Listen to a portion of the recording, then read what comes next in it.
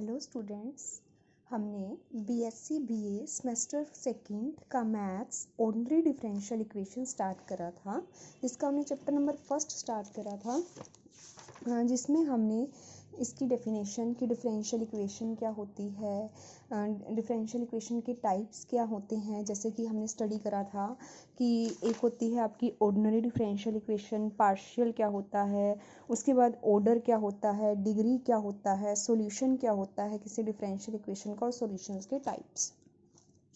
उसके बाद मैंने आपको बताया था कि एग्जैक्ट इक्वेशन क्या होती है, एग्जैक्ट डिफरेंशियल इक्वेशन, और हमने एग्जैक्ट यहाँ से जो आपका मेन स्टार्ट हो गया था कि मोस्ट सबसे इम्पॉर्टेंट थ्योरम है कि किसी भी इक्वेशन को एग्जैक्ट कब बोलोगे।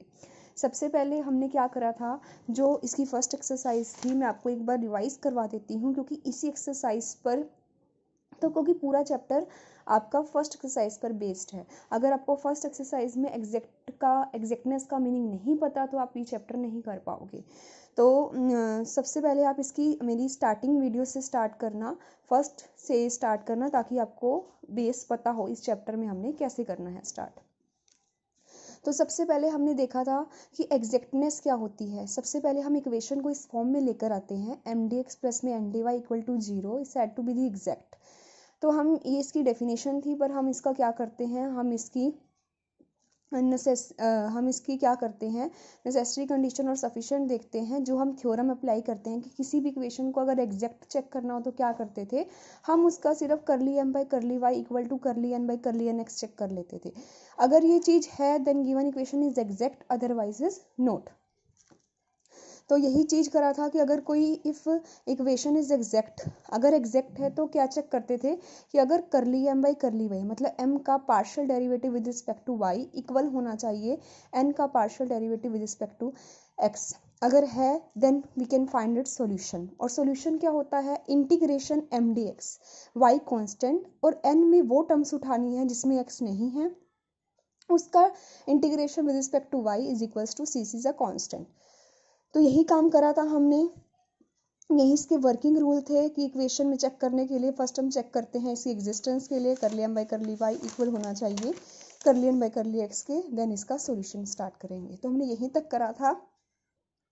तो जो आज टॉपिक हम स्टार्ट करते हैं कि देखो, अब अगर कोई इक्वेशन गिवन है, अब तक हमने यही काम करा कि चेक करा कि वो एग्जैक्ट है या नहीं है। अगर नहीं है तो हमने डायरेक्ट बोल दिया, या अगर है तो हमने उसका सॉल्यूशन फाइंड आउट कर दिया। इसके अलावा तो हमने नहीं कुछ करा। अब नया काम क्या आया कि अगर एग्जैक्ट नहीं है, क्या आप उसको एग्जैक्ट बना सकते हो? यस, हम इसको एग्जैक्ट बना सकते हैं। अब देखते हैं कैसे। डेफिनेशन है इंटीग्रेटिंग फैक्टर, जो पूरे चैप्टर में यूज्ड है। If a differential equation is not exact, अगर आपकी डिफरेंशियल इक्वेशन एग्जैक्ट नहीं है एंड इट बिकम्स एग्जैक्ट, अगर वो एग्जैक्ट बन जाती है after it has been multiplied by some suitable function of X and Y, then such a function is called a integration factor, integrating factor. Sorry, क्या कह रहा है कि अगर आपकी इक्वेशन एग्जैक्ट नहीं है, लेकिन अगर वो बाद में एग्जैक्ट बन जाए, कब बन जाए, हम कुछ फंक्शन, सुटेबल फंक्शंस हैं एक्स और वाई से मल्टीप्लाइड कर दे गिवन इक्वेशन को, देन वो फंक्शन क्या कहलाएगा, इंटीग्रेटिंग फैक्टर। क्लियर है? कई बार डेफिनेशन 2 नंबर में आ जाती है और आपसे ये पूछा जा सकता है कि वाइवा में या आपकी जो कॉम्पिटिटिव एग्जाम्स में जैसे शॉर्ट क्वेश्चंस आते हैं टिक मार्क वाले, कि इंटीग्रेटिंग फैक्टर कितने हो सकते हैं, infinite. There is an infinite integrating factor for an equation that type M D x plus N D Y equals to 0। ठीक है जी। तो दोनों चीज़ें आपको पता होनी चाहिए। इंटीग्रेटिंग फैक्टर क्या होता है, सिर्फ इंटीग्रेटिंग फैक्टर एक फंक्शन होता है एक्स और वाई का, कि हम उसको गिवन अगर कोई इक्वेशन है, पहले हम चेक करेंगे। देखो क्या स्टेप्स लगाने हैं। फर्स्ट स्टेप चेक करोगे, curly M by curly Y equal अगर आया curly N by curly X के, देन एग्जैक्ट है। अगर नहीं इक्वल आया तो आप ये नहीं कह दो कि आप देखो कि क्या एग्जैक्ट बना सकते हो, क्या कोई ऐसा फंक्शन है कि हम उसको गिवन इक्वेशन से मल्टीप्लाइड करें और वो बाद में एग्जैक्ट बन जाए। अगर है तो हम उसको क्या बोलोगे, हम उसको बोलेंगे इंटीग्रेटिंग फैक्टर। और ऐसे इंटीग्रेटिंग फैक्टर एक इक्वेशन के लिए इनफाइनाइट हो सकते हैं। तो ये कुछ इंस्पेक्शन से अगर मान लो आपके पास इसमें से कोई भी डिफरेंशियल इक्वेशन आती है तो आप उसके डायरेक्ट इंटीग्रेटिंग फैक्टर ले सकते हो। जैसे X D Y minus Y D X है इक्वल, इसका इंटीग्रेटिंग फैक्टर 1/x² भी हो सकता है, 1/xy भी हो सकता है, 1/x² प्लस y² भी हो सकता है। ये तो जब जितनी आप प्रैक्टिस करोगे तो आपको ये ध्यान होने शुरू हो जाएंगे। Y D x minus x D y का इंटीग्रेटिंग फैक्टर 1/y² होता है। X D y plus y D x का इंटीग्रेटिंग फैक्टर 1/x की पावर n होता है। X d x plus y d y का इंटीग्रेटिंग फैक्टर इस type का होता है। और y x d x minus e की पावर एक्स डी वाई का इंटीग्रेटिंग फैक्टर दिस होता है। अब मैं आपको एक बार क्वेश्चन से बताती हूँ कि हमने कैसे काम करना है, कैसे वर्क करना है इस पर। तो देखते हैं हम इसका फर्स्ट एग्जाम्पल। देखो हमने इसकी फर्स्ट 1.1 कंप्लीट कर ली थी, आज हमने स्टार्ट करनी है इसकी 1.2। ये डेफिनेशन मैंने आपको बता दी है। इस थ्योरम का सिर्फ आपको ये याद रखना है कि there is an infinite integrating factor, infinite number of integrating factor for an equation this के। ये वही मैं आपको बता चुकी हूँ, ग्रुप ऑफ टर्म्स और इसके इंटीग्रेटिंग फैक्टर इस टाइप के होते हैं। तो अब हम देखते हैं इसके फर्स्ट एग्जाम्पल पर। प्रूव करो कि ये इंटीग्रेटिंग फैक्टर है इसका, इस इक्वेशन का। देखो मैंने आपको सबसे पहले स्टेप बताए हैं। सबसे पहले कोई भी इक्वेशन होगी आप उसको चेक करोगे क्या वो एग्जैक्ट है या नहीं है, ठीक है जी। तो मैं ना आपको ये पूरा क्वेश्चन करवाती हूँ ताकि आपको इस क्वेश्चन से कोई भी डाउट ना रहे और आपको हर स्टेप क्लियर हो जाए। देखो मैंने इसमें स्टेटमेंट लिखती हूँ, तो आप मुझे बताओ। देखो पहले मैं कंपेयर करूँगी इस इक्वेशन को एम डी एक्स प्लस में एन डी वाई से। m ये वाला सारा m होता है, ये वाला सारा n होता है। तो m कितना है 1 plus X Y into Y, n कितना है 1 minus X Y bracket x, ये चीज़ है। तो मैं इसको लिख लेती हूँ यहाँ पर। m कितना है 1 प्लस एक्स वाई इंटू में y और n कितना है 1 माइनस एक्स वाई इंटू में x, ठीक है जी। तो इसको एक बार ओपन कर लेते हैं ताकि इसका डेरिवेटिव इजी हो जाए। वाई एक्स वाई का स्क्वायर, इसका x minus X square Y. क्या करना होता है, करली एम बाई करली वाई निकालना होता है। ये तो 1.1 वाला काम है सारा। देखो इस पूरे चैप्टर में सबसे पहला काम 1.1 वाला होगा, फिर हम कुछ एक्स्ट्रा काम करेंगे इस पर। करली एम बाई करली वाई का मतलब क्या होता है कि आपको x को क्या लेकर चलना है, कॉन्स्टेंट, क्योंकि हम पार्शियल की बात कर रहे हैं। y के विद रिस्पेक्ट टू करना है y का डेरिवेटिव 1, x क्या है कांस्टेंट, x को एज इट इज रखो, वाई स्क्वायर का डेरिवेटिव 2y। फिर निकालते हैं curly n by curly x, x का डेरिवेटिव 1, x का derivative y as it is रखो, x स्क्वायर का 2x, ठीक है। तो क्या बना 1 माइनस में 2xy, क्या इक्वल आए। तो आप यहाँ से देखो ये 1.1 का काम करा, curly m by curly y not equal to curly n by curly x। This implies given equation is not exact, ठीक है जी। जो हमने 1.1 में सीखा, यहाँ तक तो काम हुआ 1.1 का। अब उसने बोला कि चेक करो कि ये इसका प्रूव करना है, मतलब वो कहता है कि इसका इंटीग्रेटिंग फैक्टर है। मैंने आपको क्या बताया कि इंटीग्रेटिंग फैक्टर क्या होता है, एक ऐसा फंक्शन होता है कि हम उसको गिवन इक्वेशन से मल्टीप्लाइड करें, देन इक्वेशन बिकम्स एग्जैक्ट बन जाए। तो कर दो पूरी इक्वेशन से इससे मल्टीप्लाई। देखो पहले इक्वेशन में दोबारा लिखती हूँ, 1 प्लस में एक्स वाई इंटू में वाई इंटू में डी एक्स प्लस में 1 माइनस एक्स वाई इंटू में एक्स इंटू में डी वाई इक्वल टू 0। अब ओपन करते हैं वाई एक्स वाई का स्क्वायर, मैंने इसको ऐसे लिख दिया है डी एक्स, ठीक है, प्लस में एक्स माइनस में एक्स स्क्वायर वाई इंटू में डी वाई इक्वल टू 0। किससे मल्टीप्लाई करना है, इसने क्या बोला, कौन इंटीग्रेटिंग फैक्टर बनेगा, ये। तो 1 by X square Y square से पूरी इक्वेशन को क्या कर दो, मल्टीप्लाई। यही होगा रूल हर क्वेश्चन का कि जब चेक करना होगा कि गिवन फंक्शन या आपको इंटीग्रेटिंग फैक्टर खुद निकालना होगा, ठीक है। अब इस एक्सरसाइज में आपको इंटीग्रेटिंग फैक्टर दे रखा है, अगली एक्सरसाइज में आपको फंक्शंस इंटीग्रेटिंग फैक्टर खुद फाइंड आउट करना है, तो इसको थोड़ा ध्यान रखना। तो यहाँ से तो ये कितना बना, अलग अलग कर देते हैं, वाई बाई में एक्स स्क्वायर प्लस में Y square plus X Y का स्क्वायर एक्स स्क्वायर बाई में वाई स्क्वायर। ये तो आपका m है, मैं डायरेक्ट लिख रही हूँ एम डी एक्स होता है, ये आपका m है। तो m क्या बन जाएगा, 1 by X square Y plus में 1 बाई एक्स बचेगा। तो m तो क्या निकालते हो, curly m by curly Y, करली एम बाई करली वाई निकालना है, वाई के विद रिस्पेक्ट टू। तो आप इसको ये लिख सकते हो एक्स की -2 वाई की -1 प्लस में एक्स की -1, क्योंकि पावर ऊपर लेके चले जाओगे। वाई के विद रिस्पेक्ट टू कर रहे हो, एक्स क्या है कांस्टेंट, तो ये तो एज इट इज रहेगा। वाई की -1 का डेरिवेटिव क्या होता है, पावर आगे आती है, -1 आगे आएगा, -2 हो जाएगी एक्स की -2, और इसका एक्स का तो 0 बन जाएगा, क्यों, क्योंकि वाई के विद रिस्पेक्ट टू कर रहे हो, एक्स कांस्टेंट। तो ये कितना आ गया, -1/x² प्लस में -1/x² y²। अब निकालना, अब n देखो, n क्या बनेगा, n बनेगा x बाय में x² y², ये रहा, इसको डिवाइड करना है इससे, -x² y divided by x² y² which becomes the 1/x y² minus 1, sorry mistake तो नहीं यहाँ पर है, 1/y।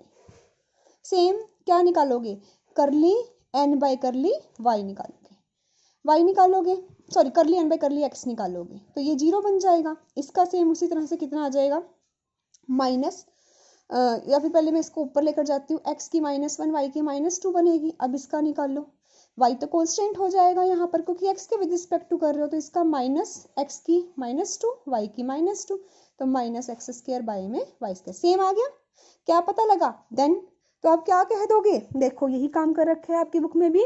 पहले हमने क्या करा, गिवन इक्वेशन में से m और n फाइंड आउट करा, फिर चेक करा curly m by curly y, फिर चेक करा curly n by curly x। Then आपने देखा कि curly m by curly y not equal to curly n by curly x, then given equation is not exact. हमें पता था वो exact नहीं आएगी, क्योंकि उसने बोला हुआ था कि ये इसका इंटीग्रेटिंग फैक्टर है। फिर क्या होता है, फिर हमने उसको मल्टीप्लाई करा इक्वेशन नंबर फर्स्ट से, फिर दोबारा से वही प्रोसीजर अप्लाई करा कि चेक करने के लिए एग्जैक्टनेस क्या करते हो, curly m by curly y equal आ गया तो वो एग्जैक्ट है, अदरवाइज नहीं है।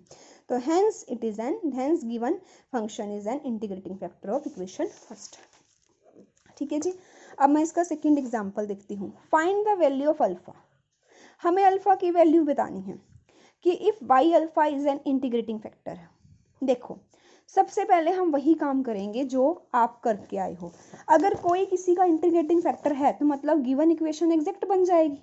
इंटीग्रेटिंग फैक्टर क्या होता है कि हम गिवन इक्वेशन को किस फंक्शन से मल्टीप्लाई करें कि गिवन इक्वेशन आपकी एग्जैक्ट बन जाए, और वो फंक्शन उसने क्या गिवन है, y की पावर अल्फा। देखो मैं इसको लिखती हूँ 2xy dx minus 3x² minus y² into में dy इक्वल टू 0। देखो ये इक्वेशन है, आप इसमें चेक करोगे, मैं आपको चेक करके दिखा देती हूँ, उन्होंने नहीं कर रखा कि इसने अब इस वाले क्वेश्चन में इसने कहा था कि प्रूव करना था कि ये इसका इंटीग्रेटिंग फैक्टर है, तो हमने प्रूव करने के लिए इसको एग्जैक्टनेस शो करा। इसमें क्या है, इसमें उसने कह दिया कि ये इसका इंटीग्रेटिंग फैक्टर है। अगर ये इसका इंटीग्रेटिंग फैक्टर तो क्या होगा, जब मैं y अल्फा को पूरी इक्वेशन से मल्टीप्लाई कर दूंगी तो curly m by curly y equal आ जाएगा curly n by curly x से। यही काम इसमें करा, गिवन इक्वेशन ली, हमें गिवन है y अल्फा उसका इंटीग्रेटिंग फैक्टर है, तो आप लिख सकते हो so when we multiply y alpha by given equation first से then it becomes exact, therefore curly m by curly y equal हो जाएगा curly n by curly x के। करली m बाई करली y निकाला, देखो मैं यहाँ से निकालती हूँ, y के विद रिस्पेक्ट टू करना है तो 2x कांस्टेंट हो जाएगा, 2x as it is, power आगे आएगी अल्फा प्लस 1, तो y की पावर कम हो जाती है, अल्फा डेरिवेटिव कर रखे हैं। n में करली n बाई करली x, ये कांस्टेंट हो जाएगा क्योंकि x के विद रिस्पेक्ट टू कर रहे हो, ये 3 minus 3x² minus 3y alpha constant, x² का डेरिवेटिव 2x, तो ये हो जाएगा।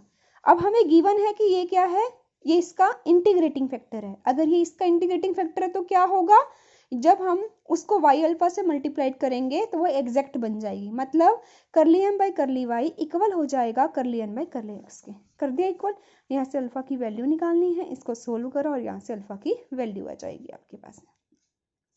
y अल्फा ये सबसे कैंसिल, सिर्फ यहाँ से अल्फा की डायरेक्ट वैल्यू आपकी निकल जाए। ठीक है जी, थर्ड क्वेश्चन भी यही है, थर्ड क्वेश्चन आप खुद ट्राई करोगे। फर्स्ट और थर्ड में ये डिफरेंस है कि इसमें सिर्फ इतना काम करवाया था आपसे फर्स्ट क्वेश्चन में कि शो करना था कि 1/x² y² इसका इंटीग्रेटिंग फैक्टर है। इसने कहा कि शो करो कि इंटीग्रेटिंग फैक्टर है, सबसे पहले वही करोगे आप, पहला स्टेप की चेक करोगे एग्जैक्ट है या नहीं है, तो इंटीग्रेटिंग फैक्टर जो गिवन है उससे मल्टीप्लाई करोगे, उससे मल्टीप्लाई करने के बाद इक्वेशन क्या बन जाएगी आपकी एग्जैक्ट, जैसे आपने एग्जाम्पल नंबर फर्स्ट में सेम करा यहाँ तक। अब एग्जैक्ट के बाद इसका सॉल्यूशन फाइंड आउट करना है। सॉल्यूशन कैसे फाइंड करोगे, mdx प्लस में y constant plus term in n not containing x। अब ये चीज ध्यान रखना, जब एग्जैक्ट कब बनी, सॉल्यूशन किसका निकलता है, एग्जैक्ट इक्वेशन का। तो ये इक्वेशन एग्जैक्ट नहीं थी, एग्जैक्ट कौन सी इक्वेशन है, ये वाली। इसमें बच्चों को कंफ्यूजन रहता है कि हमने कौन सी इक्वेशन लेनी है, हमने वो लेनी है जब वो एग्जैक्ट बन गई। एग्जैक्ट कब बनी, जब मैंने गिवन इक्वेशन को मल्टीप्लाई करा 1/x² से। तो ये होता है इंटीग्रेशन mdx, ये रहा y constant plus term in n not containing x, ऐसा नहीं है, ये तो x को कंटेन कर रही है, तो n वाला क्या बन जाएगा 0। तो इसका आप सॉल्यूशन निकाल दोगे, क्लियर है। तो ये इसका इंटीग्रेटिंग फैक्टर भी है और ये इसका सॉल्यूशन निकल जाएगा, ठीक है जी। तो अब हम इसका लास्ट एग्जांपल देख लेते हैं, example number 5, find the integrating factor. अब मुझे इसका इंटीग्रेटिंग फैक्टर निकालना है। तो सबसे पहले एक चीज और ध्यान रखना, जब आपको इंटीग्रेटिंग फैक्टर फाइंड आउट करना हो, ठीक है, तो आप क्या करोगे, ट्राई रूल भी लगा सकते हो कि पहले आप हिट करो, चेक करो, ट्राई करो उसको बार बार, या फिर आप क्या कर सकते हो, जैसे अब इसमें दे रखा है कि फाइंड द इंटीग्रेटिंग फैक्टर।